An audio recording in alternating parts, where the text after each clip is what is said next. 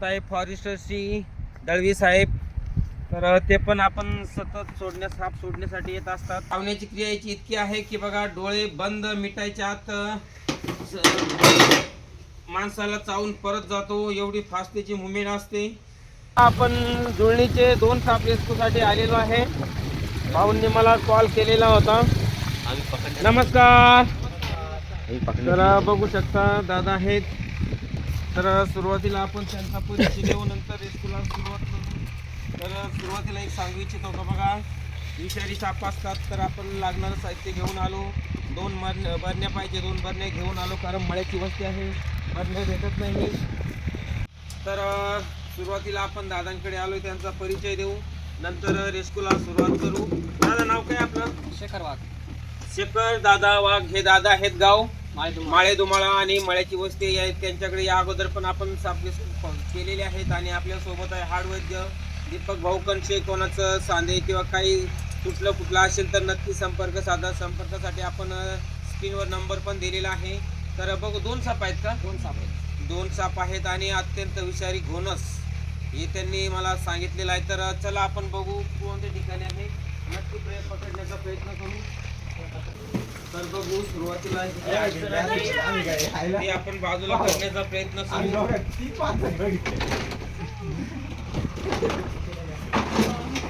जोपर्यंत साप दिसत नाही तोपर्यंत खूप अशी काळजी घ्यावी लागते, कारण साप जो आहे कोणत्याही क्षणी अटॅक करू शकतो. त्याला सुद्धा आव्हान असतं. मागच गेल्यावर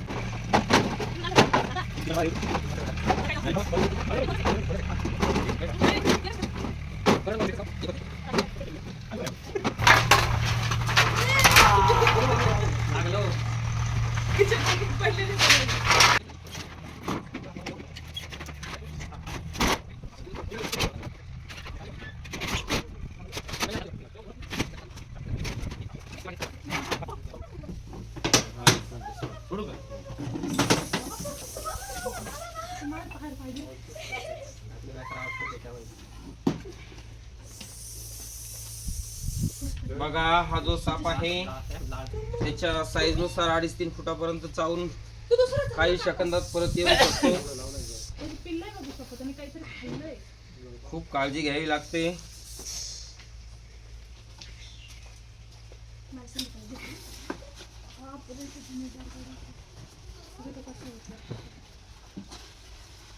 बघा, एक आहे तो आपण सुरक्षित पॅक केलेला आहे.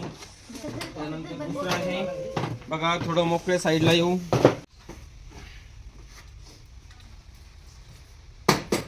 तर बघा, या सापाबद्दल तुम्हाला ओळख माहिती सांगायची म्हटली तर भारतातील 4 अत्यंत विषारी पैकी एक असणारं घोणस, इंग्लिश मध्ये रसस वायपर, खेड्यावरती फरड्या नावाने ओळखलं जातं. बघा, सध्या थंडीचा मोसम चालू आहे, हिवाळा चालू आहे. या ऋतूमध्ये या सापांचे मिलनकाळ चालू असतात. एका वेळी 4-4, 5-5 सुद्धा असू शकतात. एक मादा असते आणि त्या भोवती 3-4 नर असू शकतात. बघा, अशा वेळी ते मिलनकाळ चालू असताना त्यांना डिस्टर्ब केल्या चिडण्यातून आपल्यावर अटॅक सुद्धा करू शकतात. बिना माहिती जवळ जाण्याचा प्रयत्न करू नका, धोक्याचं काम आहे. आणि साप चावला तर, विषारी साप चावला तर मृत्यू हे अटळ असतं. योग्य वेळी उपचार झाला नाही तर बघा, अशा वेळी आपण जवळच्या सरकारी हॉस्पिटलमध्ये हालचाल न करता जाण्याचा प्रयत्न करा.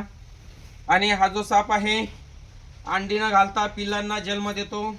अजून या सापाचं एक महत्त्वाचं म्हणजे या सापाचे जे दात असतात भारतातील सर्व सापांच्या पेक्षाही दातांच्या पेक्षाही खूप मोठे असतात. आणि बघा, हा साप आहे चावण्याची क्रिया याची इतकी आहे की बघा, डोळे बंद मिटायच्या आत माणसाला चावून परत जातो, एवढी फास्ट त्याची मुवमेंट असते. आणि अजून एक या सापाचं सांगायचं म्हटलं तर बघा, हा जो साप आहे सेकंदाच्या 3ऱ्या हिश्श्यात चावून परत येतो.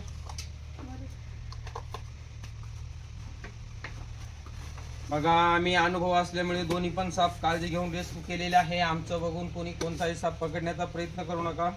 अजून एक कळकळीची विनंती, व्हिडिओ आवडला असेल तर चॅनलला एकदा लाईक, एकदा सबस्क्राईब आणि शेअर करायला विसरू नका. जाऊया जंगलात रिलीजसाठी. धन्यवाद.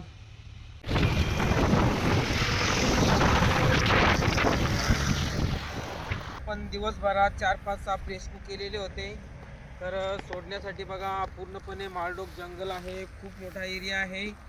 तर साहेबांच्या मदतीने आपण 3-4 पण साप रिलीज करणार आहे. व्हिडिओ नक्की शेवटपर्यंत बघा. तर बघा यामध्ये आपण पकडलेले साप आणलेले आहेत. आपण या पिशव्या पण सोबत ठेवतो, जेणेकरून कोणतीही गोष्ट केव्हा लागेल सांगता येत नाही. आपल्याकडे अशा भरपूर पिशव्या आहेत, आपण बनवून घेतलेल्या आहेत. तर बघा हे तिन्ही पण घोणस आहे, एक रसल स्वायपर आहे, एक दामन आहे. तर सुरुवातीला आपल्या सोबत आहे फॉरेस्टरची दळवी साहेब. तर ते पण आपण सतत साप सोडण्यासाठी येत असतात. तर सुरुवातीला बघा यामध्ये धामण जातीय साप आहे, आपण साहेबांच्या हस्त्या जंगलाच्या दिशेने रिलीज करू. मित्रांनो, साप एक हा निसर्गाचाच घटक आहे, पण निसर्ग हळूहळू कमी झाल्यामुळे साप आपल्या मानवी वस्तीकडे येत आहे, तरी काळजी घ्यावी. बघा साहेब सोडतील. तो बघा धामण जातीय साप आहे, सुरक्षितपणे निसर्गाच्या दिशेने गेलेला आहे. त्यानंतर बघा यामध्ये घोणस आहे.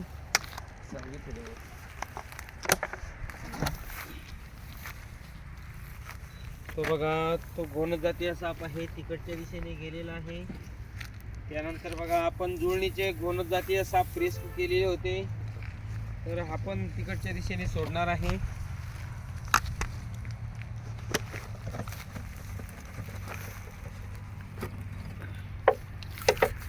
बघा हे जुळणीचे 2 साप आहेत, आपण दोन्ही पण त्याच दिशेला रिलीज केलेले आहेत.